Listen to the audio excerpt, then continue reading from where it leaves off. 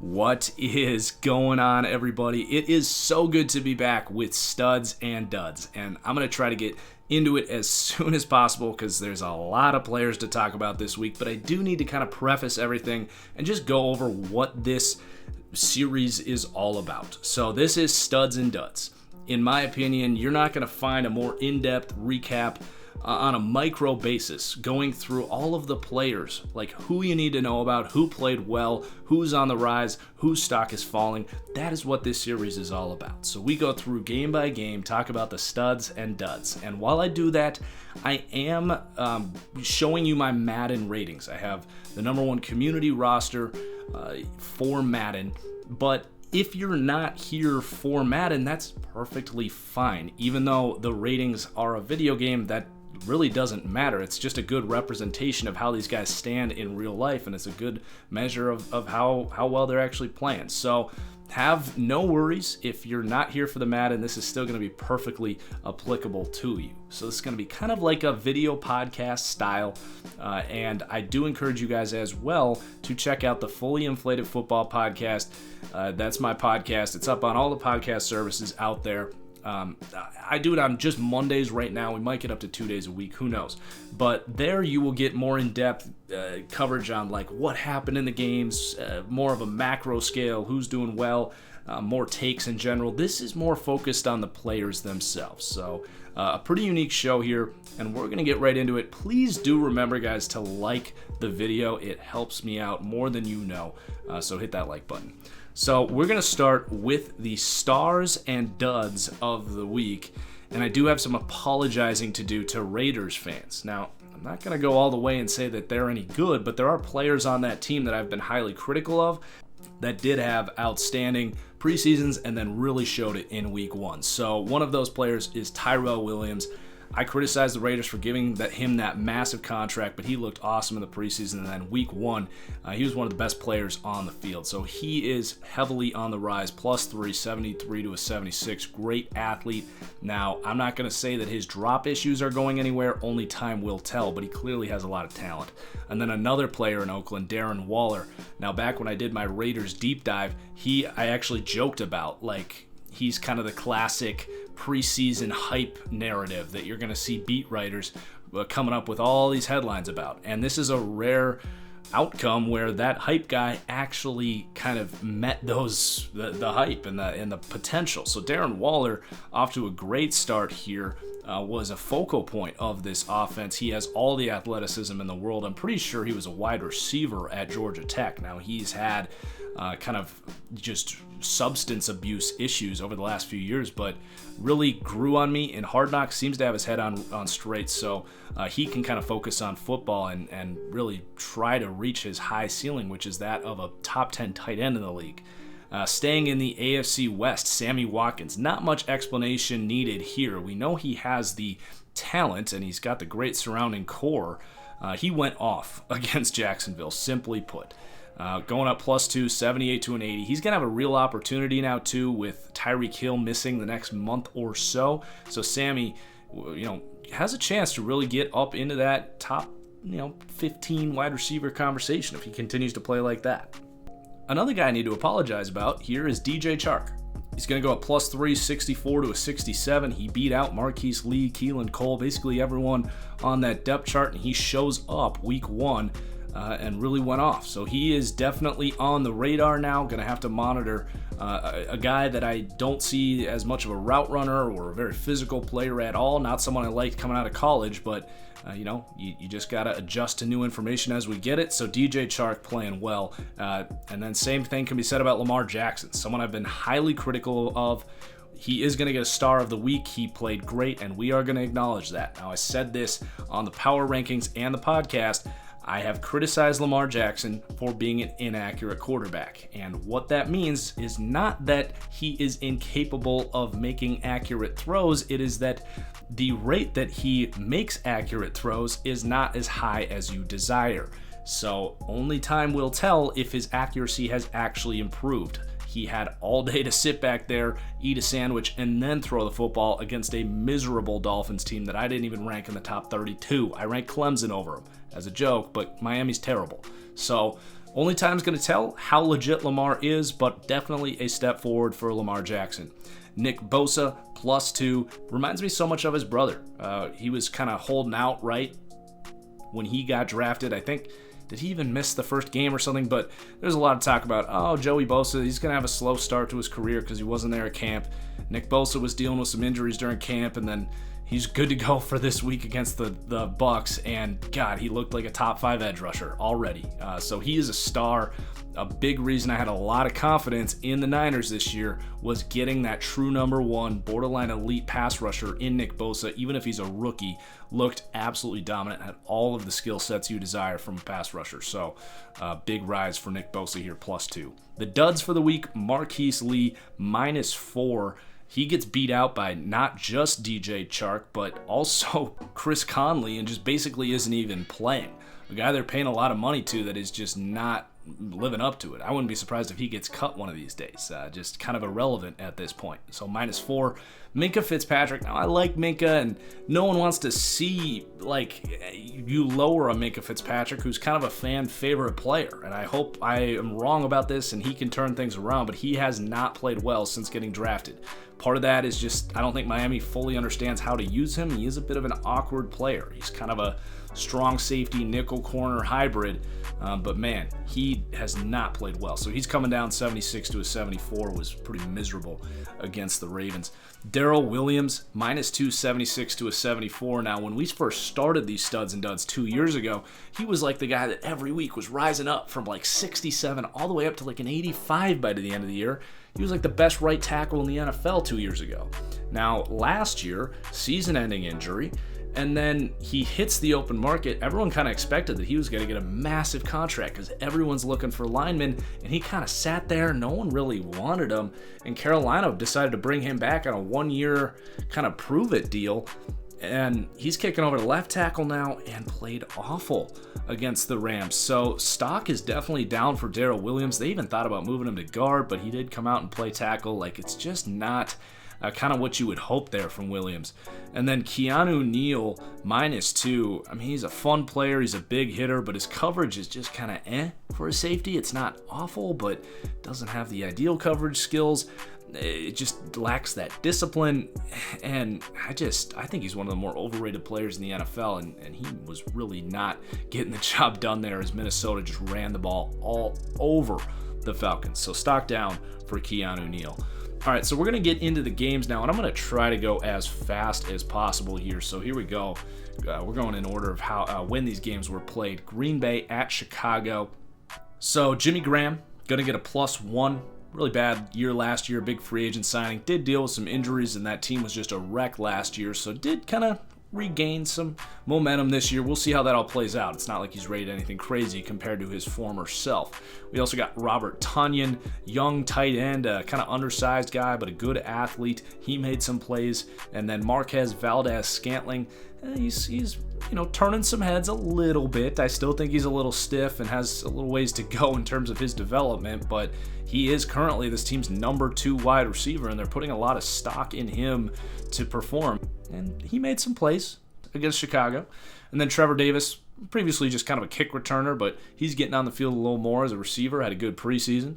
Then Jair Alexander, one of the ascending star corners, had a great start to his 2019 campaign, really shut down whoever he was going up against this week. And then Kevin King, we'll keep an eye on this guy. He is effectively a former first-round pick. He was the 33rd overall pick after Green Bay traded out of the first round.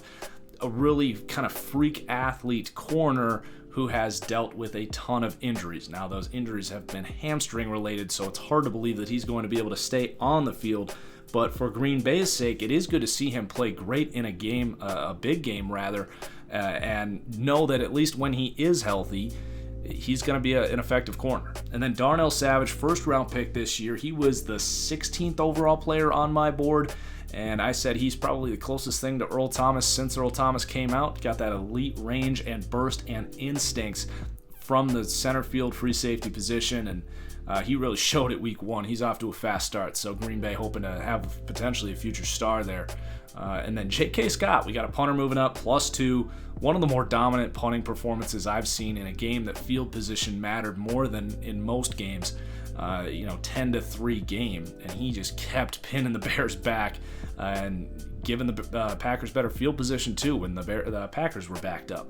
And then on the Bears side, James Daniels, a player I liked coming out of Iowa, but he was a 21-year-old rookie playing out of position. He was a center at Iowa, so now they've got him back at center, and he played well in his NFL center debut. And then Mitchell Trubisky is going to go down one this week. It's not that I've ever really been high on Mitch Trubisky, but he did not play well this week. It has been much discussed. I don't think I really need to go over that. Clinton Dix going to go up +1 for the Bears. This is something I talked about on my deep dive about. Yes, they lost Adrian Amos, who, in my opinion, is still a better player than Clinton Dix, but getting Clinton Dix for like a 1-year, $2 million deal is about as good as they could possibly ask for. Clinton Dix, a very good player, and I kind of said that I wouldn't be surprised if he has his best year with all the talent around here in Chicago, and off to a great start. Roy Robertson Harris just add another dominant, well, not going to say dominant, but effective interior rusher there. Next to Hicks, you got Mack and Floyd on the outside. You also have Bilal Nichols, who had a great rookie year, so Chicago getting some gains on the defensive side of the ball. Let's move on to Tennessee at Cleveland. Bizarre game, bunch of penalties, turnovers. Tennessee side of the ball, they come up with a big win. Offensively, we've got a lot of risers here. So A.J. Brown, a rookie I loved coming out of Ole Miss, wasn't sure if and when he was going to get on the field because they also had Taywan Taylor, who they just traded to the Browns. Now, Brown comes out, starts, and goes for almost 100 yards and looked great. So we'll see if he can continue to develop that rapport with Marcus Mariota and get some more offensive connection going there. Delaney Walker, he's going to go up +2. This is a guy that I had just kind of lowered a little bit. Major injury there at 35 years old. Was a little hesitant on if he was going to be able to come back at that age, and kind of proving people wrong yet again. That's been the motto of his career. Jonnu Smith, another tight end here for Tennessee, noticeably effective with the ball in his hands. As far as his route running, his catching ability, his blocking, he's still working that stuff out, but just clearly a dominant athlete at the NFL level and a guy that has a lot of developmental upside here for the Titans. And then Jamil Douglas at guard, going to go up 4 here from basically a no-name to a borderline replacement level starter. Had a good opening performance here against a good defensive line of the Browns. The Titans have a lot of questions there at guard with the departures of Klein and Quinton Spain, who have been there for a while. So it looks like Jamil Douglas is going to be the guy that we're going to be monitoring in the coming weeks if he can continue to play like that. Cameron Wake going to go up, just reminding us this week that, yeah, he might only play 25 snaps a game. He's not even really a starter, but when he's out there, he's one of the best pass rushers in the NFL, period. Sharif Finch +1. This is a guy that kept rising late last year and was kind of a guy, an undrafted guy that we were like, he'll probably just kind of disappear at some point. Well, he's back here, and he's effectively the starter here. Cam Wake, you kind of got to buy him some snaps because you don't want him out there for 40, 50 snaps. And they also lost a player I liked, DeAndre Walker, who was a 5th-round pick, who I thought would kind of play that role to buy some snaps for Cameron Wake. Well, it's good to have a guy in Sharif Finch who can still step in and get the job done there, continuing to rise. And then we also created a player in Isaiah Mack, a local kid who got some time there on the interior. On the Cleveland side of the ball, Baker Mayfield is going to get a -1 this week. Now, it's not, I don't want this to be some kind of overreaction or anything. I still think Baker's going to be just fine. I think I just maybe had him a little bit too high. Now, one thing I have talked a lot about Baker recently is how dangerous his mentality is. He gets a lot of credit for making those tight window throws on slants and in routes and posts in the second level of the defense, but behind those linebackers and in front of the defensive backs. Now, that's his favorite throw, easily. He attempts a lot of those every game. Now, while 6 out of 7 throws are going to look amazing, and you're going to say he has great anticipation, arm strength, and accuracy, which he does. He has all of those things. Don't get me wrong. Those are still very dangerous attempts, and they are going to result in interceptions at a higher rate than you probably like. So he's going to come down just a little bit. I think he'll be just fine. We also saw something we talked about this summer was they traded away their best guard. He had amazing pass protection last year. That's unlikely to repeat. And how does he respond? And it was not great here against Tennessee. So, Baker, just a step down. I think he'll be fine. But Greg Robinson also, we just mentioned the more poor pass protection. He had kind of an anomaly season last year. They actually just cut him and then signed him back for cheaper, and nobody wanted him after they cut him. So, Greg Robinson, not exactly a desirable left tackle right now. And then at right guard, I got to give Cleveland some criticism here. I really did not like that trade, giving away Zeitler for Olivier Vernon, who, by the way, didn't do a whole lot in this game. But at least at the time, it was like, well, they do have a guard that they took in the second round last year in Austin Corbett, who they must really like. Well, they get to camp, and Corbett couldn't even win out that starting guard spot. It was Eric Kush, who's a fine kind of replacement level guard here, had a good game, but he's never going to reach the level of Kevin Zeitler at this point in his career. So that's why I didn't like that trade, to give away a sure thing at guard to hope that your young player can take that step up, and he couldn't even win this job out. So definitely concerning there for Cleveland. Joe Schobert going to come down, kind of a tackle monster. He's got some length in coverage, but he kind of fits in that Blake Martinez, Preston Brown category of linebackers that to me are too stiff to play in 2019.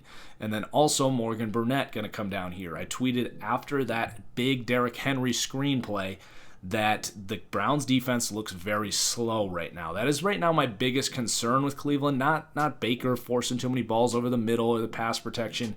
It is this defense. You got a safety here in Morgan Burnett, who the last 2 years, look at the teams that have said, we're good. The Green Bay Packers and the Pittsburgh Steelers. Those teams aren't exactly swimming in a pool of wealth of safeties over the last couple years. So Morgan Burnett comes in here as a Band-Aid, and I don't know how much they can actually put him on the field. So moving on, Kansas City at Jacksonville. We already talked about Sammy Watkins. Blake Bell, former Oklahoma quarterback, comes in as a good blocking tight end here, plus 163 to a 64. Damian Wilson benefiting from a change of scenery here in Kansas City, former Cowboy.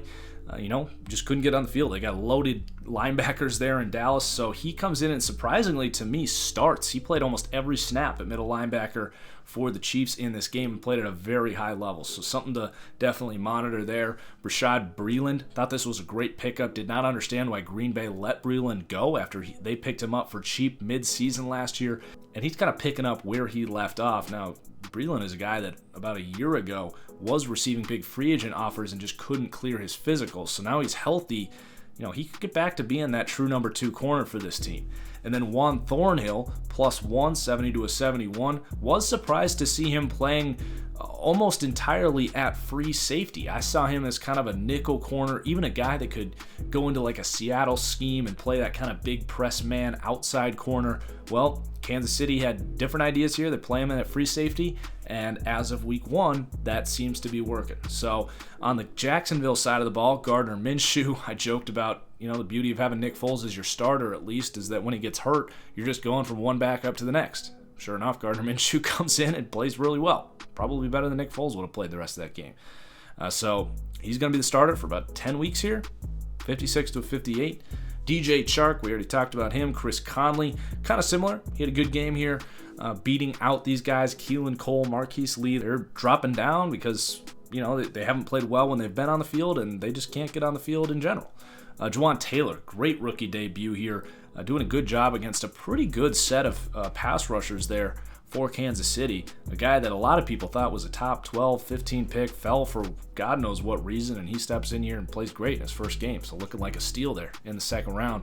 We'll see how he continues to play. Gerard Wilson playing the free safety in this Seattle scheme, the Earl Thomas role, if you will.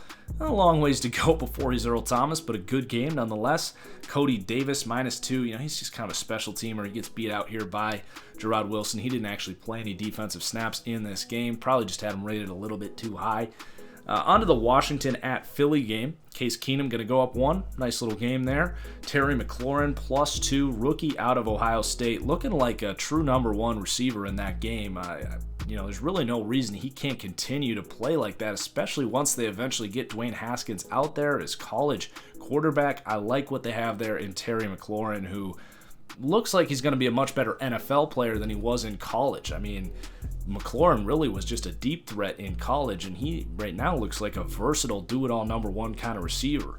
Tim Settle, a player that I loved coming out of Virginia Tech last year, Had him as a top 10 interior defensive lineman in that class. The Redskins got him in like the 5th or the 6th round. He didn't get on the field a ton as a rookie, but he comes out and plays as that great nose tackle here. They're going to have to lean on him a little bit extra here too, because Jonathan Allen is going to be injured for a few weeks, so Settle has a good opportunity. And then Monte Nicholson, his career has fluctuated a lot, but he played great here against Philadelphia. He's a guy that reminds me of Adrian Amos.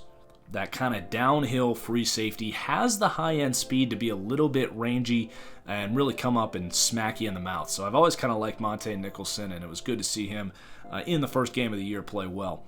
On the Eagles side of the ball, Deshaun Jackson, you can't even describe how big and how impressive that move was by Howie Roseman to go get Deshaun Jackson, who's still quite possibly the best true deep threat in the entire NFL, and he had it last year in Tampa Bay. I don't know why Tampa Bay decided to just get rid of him for literally a donut, but the Eagles are going to benefit here, and Wentz, really for the first time in his career, has a legitimate deep threat, and man, it was fun to watch. Dallas Goedert as well, another great weapon here for Philadelphia. I mean, they have Ertz there, who's one of the best tight ends in the league, but Goedert, he's the one that's like the true number one tight end here, because he'll actually block, unlike Ertz. Doesn't have the same skill set, but a really nice player and a good 1-2 punch there with Ertz and Goedert. And then there were some questions at left guard, but Isaac Seumalo comes in here and plays at a very high level. He's surrounded by a lot of talent, but definitely comforting for Eagles fans to see that they do have that left guard position at least somewhat secure right now. So let's keep moving along. Baltimore at Miami. We talked about Lamar Jackson. We got Marquise Brown moving up. Really liked him coming out. Was my number one wide receiver. Now, got injury concerns about him. Only time will tell on if he can hold up very well for his career. Also had questions about how is Lamar going to utilize him as a guy that spent more time running the ball and targeting tight ends last year than wide receivers. Well, off to a good start there for these two in their debut together. Mark Andrews, he's going to go up one, just super talented tight end out of Oklahoma. He is blowing away Hayden Hurst, who was drafted in the first round of that draft last year. Andrews, a third-round pick.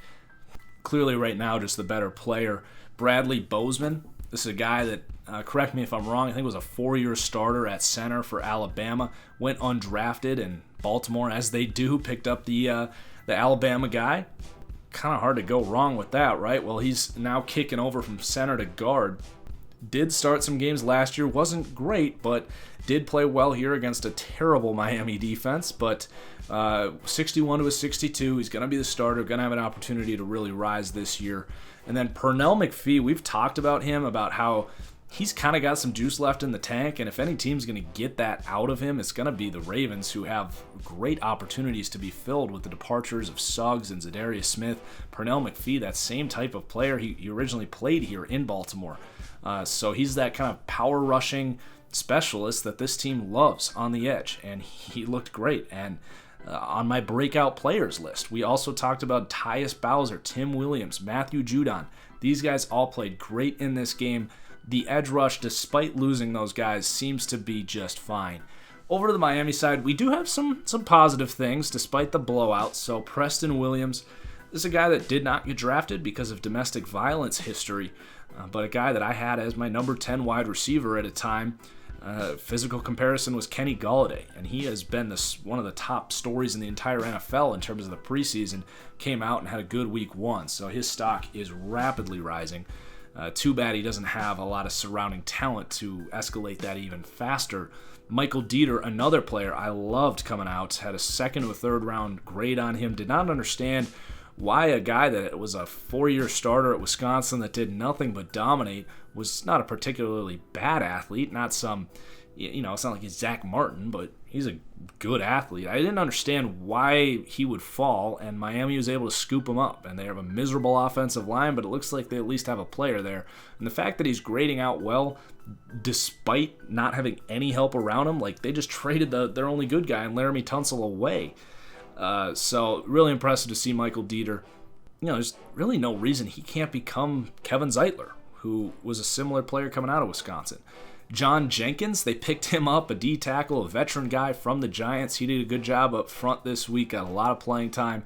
Jonathan Ledbetter, really a no-name guy, but a good athlete, getting on the field here. This is going to happen a lot with Miami this year, just these kind of under-the-radar guys having good games, kind of making the most of their opportunities on a terrible roster, and then we had Minka Fitzpatrick there.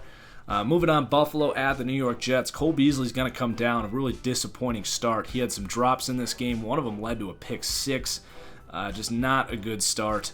I don't know if he can't handle the heat going from Dak Prescott to Josh Allen in terms of the arm strength, how fast that thing's coming in, but did not look good in his debut. But John Brown did.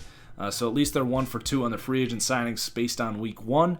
John Brown, that true vertical threat. Excited to see some kind of fire between John Brown and Josh Allen there. And then John Feliciano, Bills fans, you were right. I'm doing my Bills rebuild, and I cut him, assumed he was a nobody. He actually started at right guard. Definitely going to have to continue to monitor him, especially considering he beat out Cody Ford, who was a really good second-round pick for this team. So, interesting there. And then Tremaine Edmonds, +1.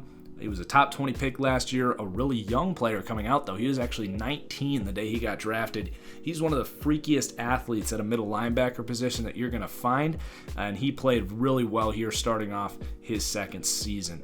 And then on the Jets side of the ball, not a whole lot to talk about here, but Marcus May is a second-round pick in 2017, missed a lot of 2018 to injury, but a really rangy, that true kind of free safety center fielder type.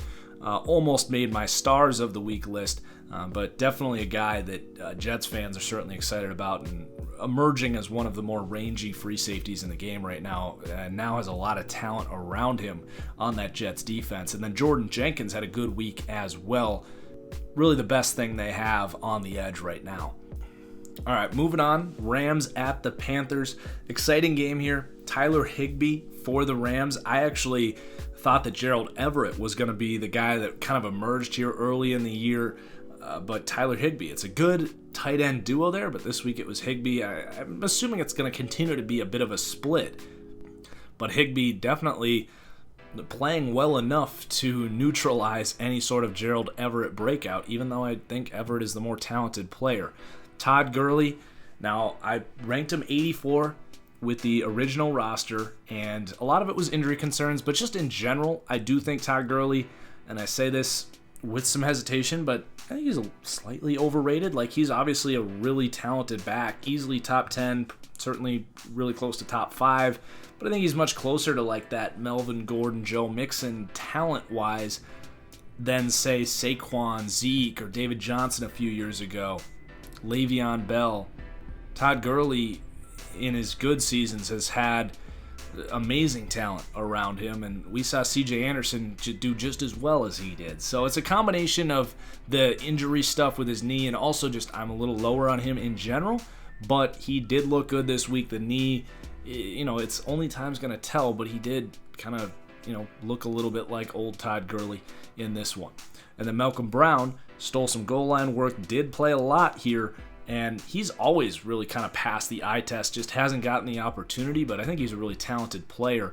Corey Littleton and Bryce Hager are both going to go up 1. These are the starting linebackers for this team, and these are two kind of under-the-radar, I almost said elite, but they're just really good cover linebackers.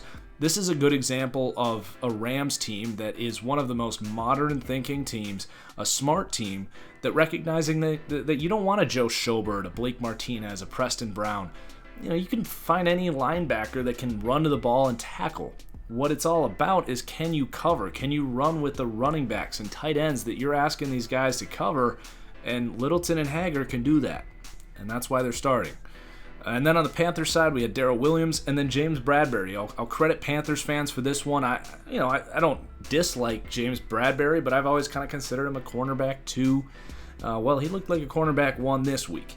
We'll see how that holds up, but stock up for James Bradberry. Falcons at the Minnesota Vikings. On the Falcons side of the ball, we already talked about Keanu Neal, but Isaiah Oliver, another player in that secondary that they kind of needed to step up. They let Robert Alford go, their number 2 corner. They also lost Brian Poole, their nickel corner. So Isaiah Oliver really thrust into a true starting role, and he was just physically outmatched by the Vikings, and he was miserable this week. Still a lot of potential and could turn it around, but now a massive question mark in the secondary there at corner, just as we had kind of feared with the Falcons after those departures. A lot of movement on the Vikings side of the ball. A fullback. We got a fullback and a punter going up this week. I don't know how often that's going to happen, considering I don't think those positions are actually people. But CJ Ham, the Vikings clearly want to run the ball. And we've got Dalvin Cook going up 1 this week, Alexander Madison going up 2 this week. One of the more dominant running performances you'll see. We talk a lot about the passing game being what's all important and that running game doesn't matter. Well, when you do what you did to this Falcons team, then it matters. This is a rarity, but an example of a team that ran the ball and played great defense and used that as their winning formula. It's not that you can't do that, it's just much harder to do that than passing the ball, especially if you have a good quarterback. Kyle Rudolph is going to go down again. I continue to believe that he's one of the most overrated players in the entire league.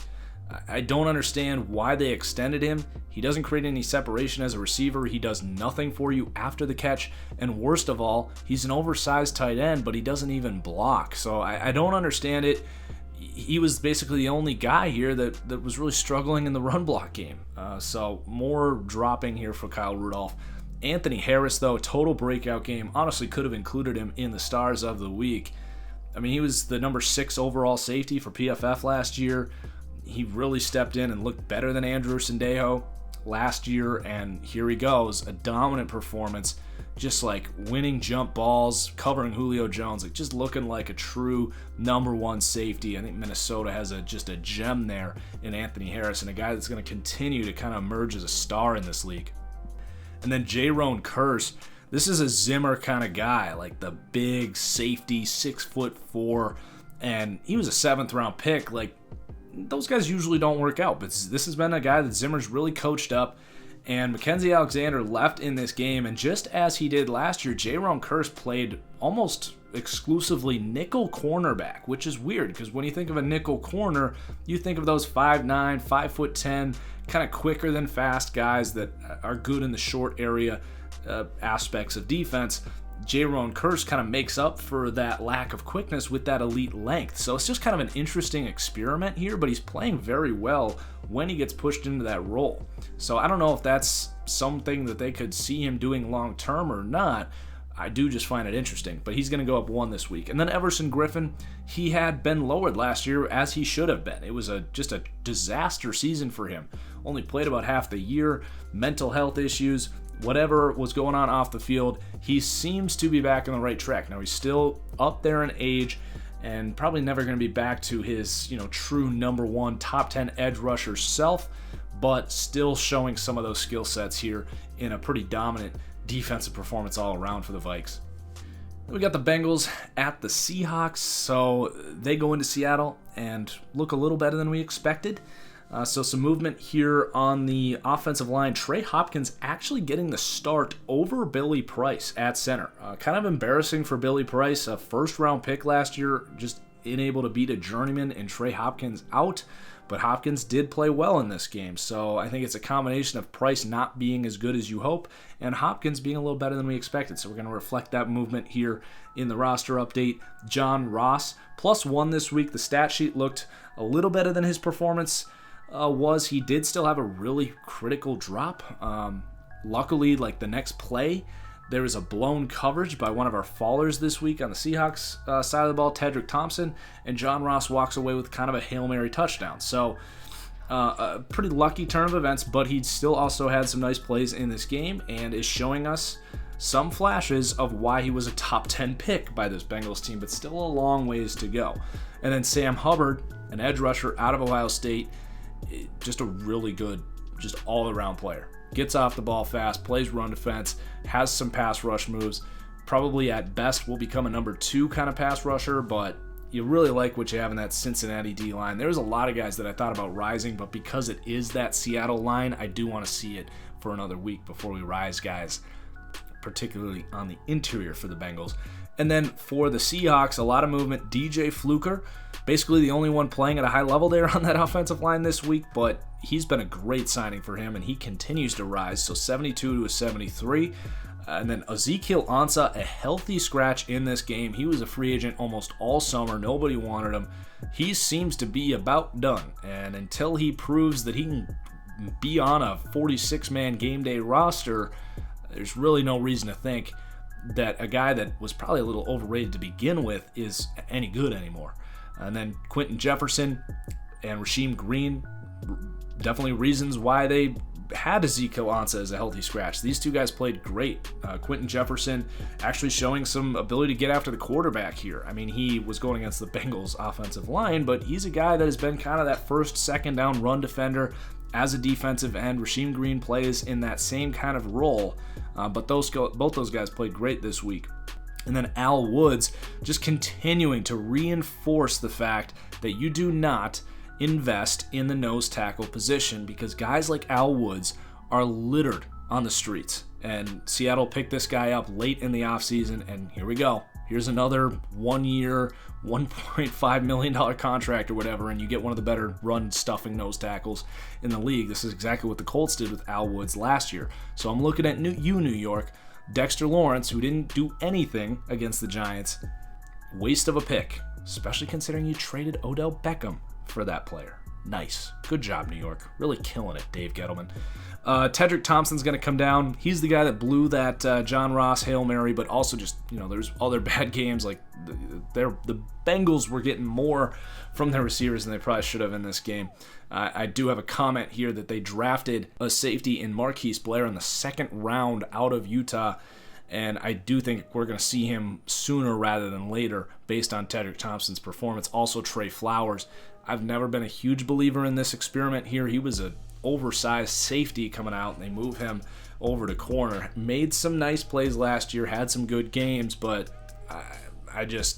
you put a guy like John Ross on him, he has no chance running with him. I think that's actually a big reason why John Ross had a good game, is because they put him over on that side, and he just kind of flew past Trey Flowers.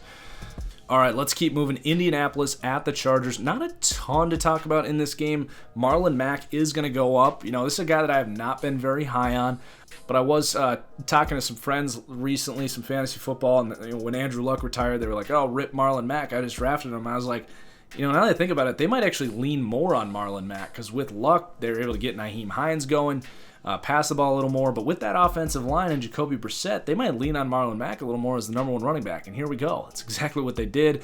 Now, it was against a terrible Chargers run defense, but definitely that, especially in that big run, you saw some explosiveness and some upside there with Marlon Mack. I do have Eric Ebron on watch. He had a terrible game.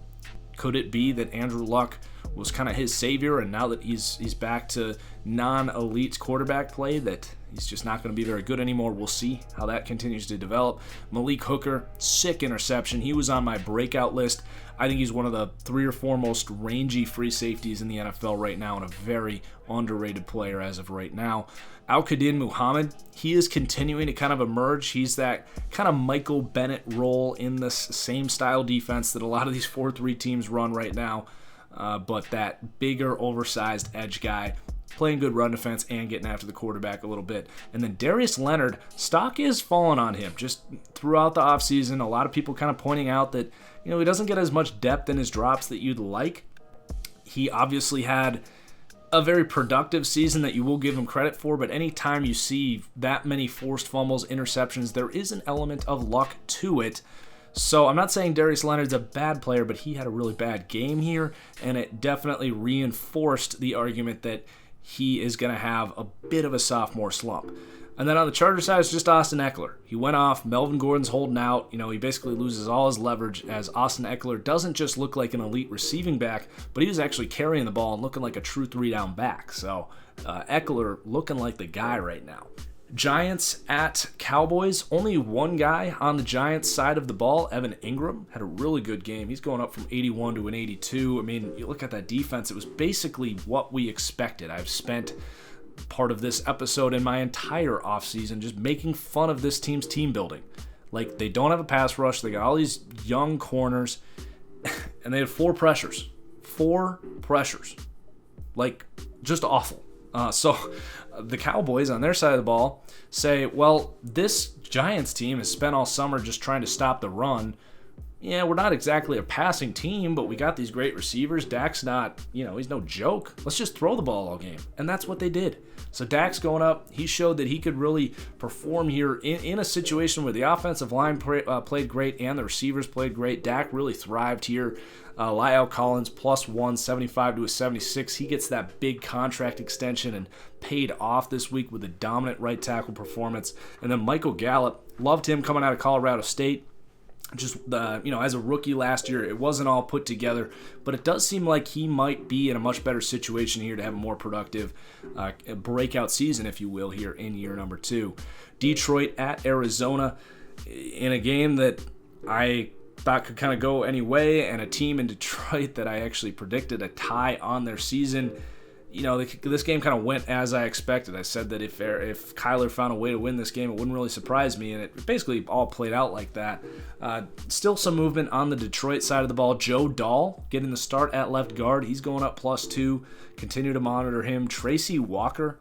This guy's got a really interesting track here because I look at a guy like Kevin Byard, who was also a third-round pick, similar athletic profile, really kind of breaking out towards the end of that first year and just on a kind of a hot track towards being a really good safety. Now, Kevin Byard now is one of the 5 best safeties in the entire NFL. Tracy Walker, there's not really any reason to say he can't continue to rise here all year and play at a really high level. He didn't quite have the snap count, but he was a top 10 safety by PFF grade already as a rookie last year. And then Devin Kennard, this is just the ideal Bill Belichick type of linebacker here for Matt Patricia and this defense. He's that kind of hybrid 3-4, 4-3 under outside linebacker. He's more of an edge rusher than a cover guy, but he can kind of do everything. Run defense, coverage, pass rush. It's not really any surprise that he's having a great year already here in this scheme, year 2 of this scheme. And then Romeo Okwara also fits that mold as that kind of oversized DN. Doesn't offer a lot as a pass rusher, but a great fit here. Both those guys kind of play off each other as well, so just kind of with their flexibility. And then no movement on the Arizona side of the ball. They actually kind of looked exactly like I would expect. Their offensive line was terrible. We knew that.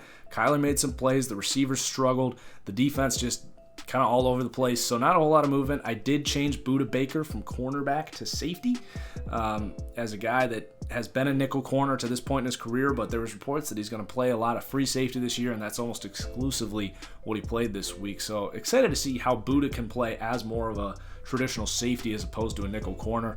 San Francisco at Tampa Bay. The receivers really struggled in this game. Marquise Goodwin, a drop, struggled to get open against a questionable Tampa Bay secondary. 74 to a 73 for Goodwin. Dante Pettis as well, a guy that was supposed to have a great year here with Jimmy Garoppolo coming back healthy. A guy that looked great last year before suffering injury. Well, he's not even starting now, so really concerning about Dante Pettis. This is a guy that I admitted on being wrong about. I had a 5th round grade on him coming out, and right now his stock is falling pretty fast. George Kittle gets a +1 this week, just continues to dominate. Are we ready to say he's the best tight end in the NFL? He's doing it more consistently than Travis Kelce at this point, so I don't know, maybe. Nick Bosa, we talked about him. And then Dre Greenlaw, he had to step in and play an increased role as Quan Alexander got ejected here. Greenlaw, 5th round pick out of Arkansas. Someone to keep an eye on here, a young player, athletic linebacker who really played well here against Tampa Bay. Jameis Winston, as we move over to the Tampa Bay side of the ball, is going to get a -1. Just maybe we had some hype, some belief with the Bruce Arians thing. Well, he's still out there throwing dumb interceptions and throwing games away, so it's just kind of more of the same for Jameis. Definitely a deflating start to the year, as I'm sure Bucs fans had hoped that the quarterback whisperer Bruce Arians was going to kind of save that. Well, doesn't really look like that's the case, at least off of week 1. Alex Kappa, however, is going to get a +3. He was a 3rd-round pick last year who had kind of a nightmare rookie season, but had an awesome game here against a pretty good San Francisco line. So Alex Kappa, stock up for him. Vernon Hargreaves and MJ Stewart, young well, Hargraves has been in the league for a while, but they're still young corners here. MJ Stewart in the nickel, Vernon Hargraves on the outside. Both had really good games, and Hargraves has kind of teased us in the past, but I will say that this secondary as a whole looked pretty good. So we'll see how consistent Hargraves can be as the season moves on. I will say Carlton Davis is still terrible. He would go lower if I didn't already have him as a 67 overall. I don't see why they continue to go with him. I think they drafted a stud there. His name's escaping me, out of Central Michigan. I would start him and see what you have, because I don't think Carlton Davis can play, especially in a scheme that doesn't have the pass rush to kind of complement Carlton Davis. He's not the type of corner to be able to cover for 2-3 seconds. He's a press man corner. If you can get after the quarterback quick and force the ball to come out early, he can get in your face and break some balls up, but this is not a player that I want running all over the field. He's just not athletic enough. Next, we have Pittsburgh at New England, the slaughter in New England, the Boston Massacre, if you will. Vance McDonald, he's going to go down one, just had some hype. I kind of expected big things from him in this game and was really not a focal point of the offense at all. Not giving up on him by any means, but just a little bit disappointing. TJ Watt was pretty much the only one that showed up to play here for Pittsburgh. He had 7 of the 21 pressures for Pittsburgh, and I was actually surprised that there were 21 pressures in this game, because it felt like Tom Brady had all day to throw. But a lot of that was coming from the interior, I suppose. So Watt, a good game. He should be able to be poised for a big year. There is one quick thing I need to mention, just kind of defending Pittsburgh a little bit, because they were forced to play Terrell Edmunds a lot as kind of a free safety here, and they also were starting Cameron Kelly, who is just awful. Like, I doubt most of you even know who Cameron Kelly is. I have him as a 61 overall in my Madden roster. But Edmonds is going to go down 1 this week because he did look just awful. But I will say that Sean Davis is a promising free safety for this team that I hadn't actually realized he wasn't starting. So that was kind of an oversight on my end. Getting him in there should help some of this stuff, but there are definitely still some problems in the secondary there for Pittsburgh. And then for New England, big risers here for the receivers. We did create Jacoby Myers. Player I liked out of NC State, actually a 3rd to a 4th round grade on him. They're able to get him as an undrafted guy. He fits that kind of quick hitting pass attack here in New England. Philip Dorsett looked awesome. He goes up 1. Josh Gordon +1. So the receivers here for New England looking great. And then, of course, Ted Karras. David Andrews is out for the year. Their starting center. He's a star. But they've been kind of hanging on to this Ted Karras guy. They've had pretty good health on the interior there, so we haven't gotten a chance to see him. But he's a guy that you just kind of figured that Bill Belichick likes him. He's been in that system with Scarnecchia for a while, the offensive line coach. Like, when he gets called, he'll probably be a borderline star interior lineman, and he played like it in the home opener. So 65 to a 67, probably going to keep going up every week. And then we do actually have a watch list note here on Marcus Cannon. Left with an injury in this game, so he's not going to go down, but had a really bad game.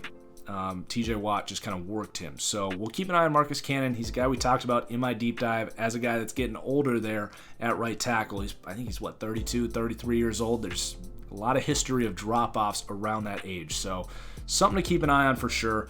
Jonathan Jones, the corner here, played some nickel, played some outside, but +1, 70 to a 71, just kind of locked down whoever Pittsburgh was throwing his way.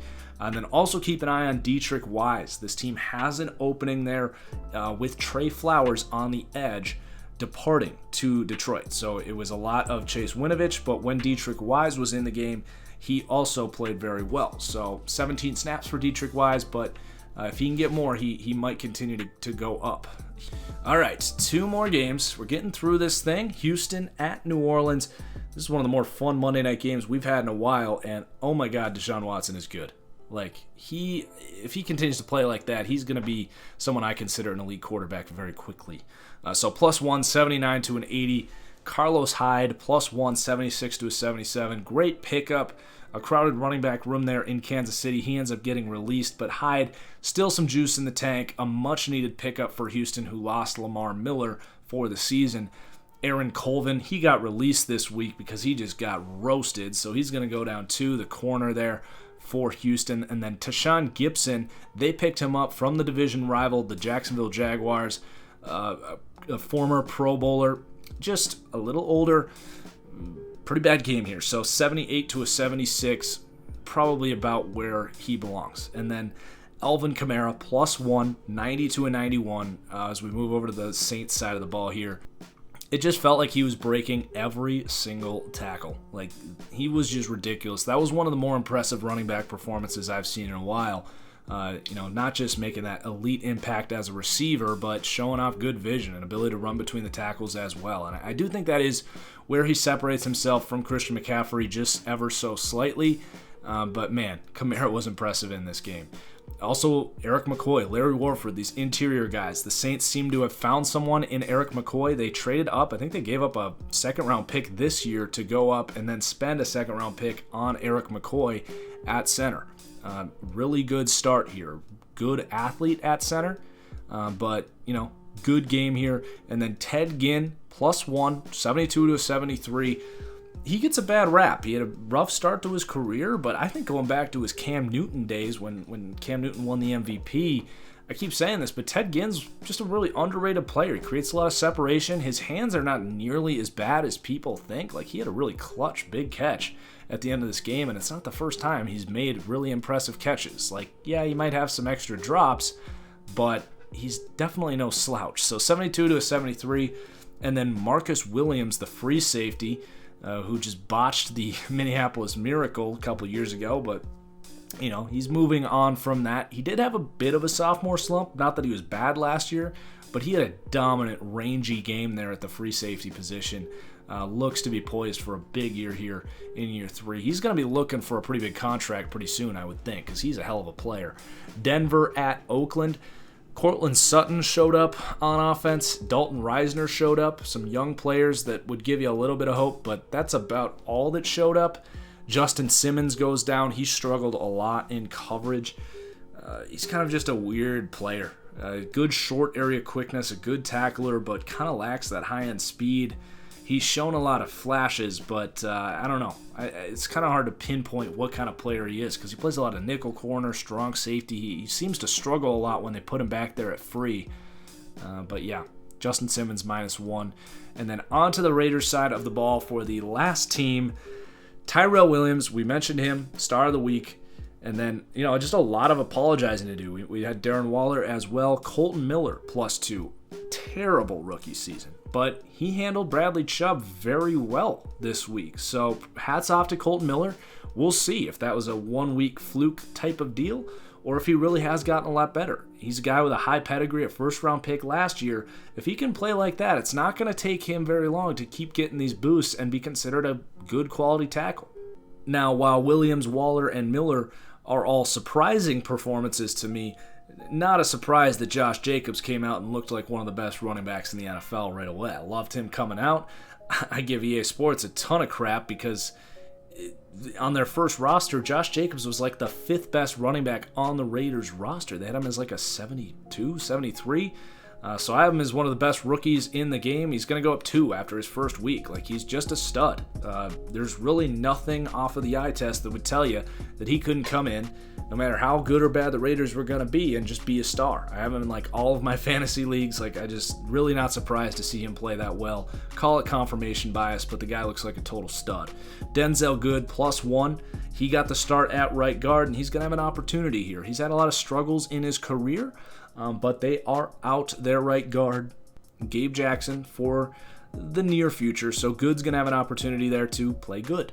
And then Benson Mayowa is the only defensive player going up for the Raiders. He right now is their best player on the edge. They kind of swooped him up from Arizona last year, midseason, right? And he's played well for Oakland ever since he's been there in that scheme. So +1 for Benson Mayowa. So that is it. That's the studs and duds. Like we said, it's a longer show, video podcast style. This week will be probably a little longer than normal just because a lot to react to from week 1. But man, that's it. Please do hit that like button. I hope you enjoyed.